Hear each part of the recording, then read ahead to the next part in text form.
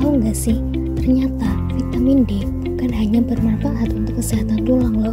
Apa saja ya manfaat vitamin D? Berapa banyak kita harus konsumsi vitamin D setiap hari? Dan apakah sumber vitamin D hanya dari sinar matahari?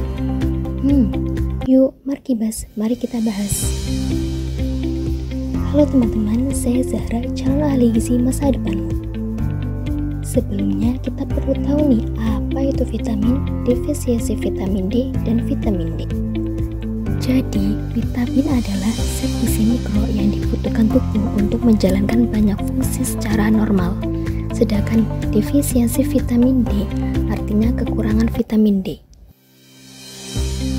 Vitamin D merupakan salah satu mikronutrien yang bersifat larut dalam lemak yang berperan dalam metabolisme kalsium dan fosfat, homeostasis kalsium, kesehatan vaskular, sistem kardiovaskular, metabolisme glukosa, proliferasi sel, dan juga berperan sebagai jaringan adiposa, fungsi neurokognitif, modulasi proliferasi sel, diferensiasi sel.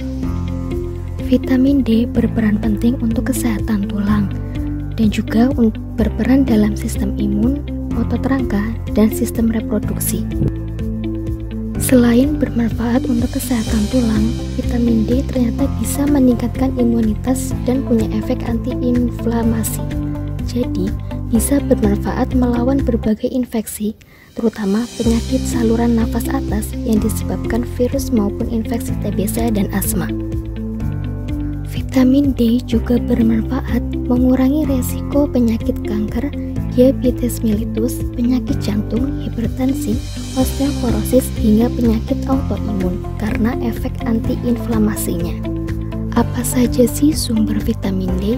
Vitamin D sangat unik karena sebenarnya bisa diproduksi sendiri oleh tubuh manusia, tepatnya di kulit. Tapi vitamin D yang dihasilkan kulit masih dalam bentuk tidak aktif. Untuk jadi bentuk aktif, perlu bantuan sinar UVB dari matahari. Makanya disebut juga sunshine vitamin. Vitamin A ada dua bentuk, yaitu vitamin D2 dan vitamin D3. Sumber vitamin D selain dari sintesis di kulit, kita juga bisa dapatkan dari konsumsi ikan, minyak hati ikan, kuning telur, daging sapi, atau dari makanan yang sudah difortifikasi atau ditambahkan vitamin D, seperti produk susu kemasan, keju, margarin, dan sereal. Buat kamu yang tidak bisa makan ikan, daging sapi, atau produk olahan yang sudah ditambahkan vitamin D, kamu tetap bisa memenuhi kebutuhan vitamin D.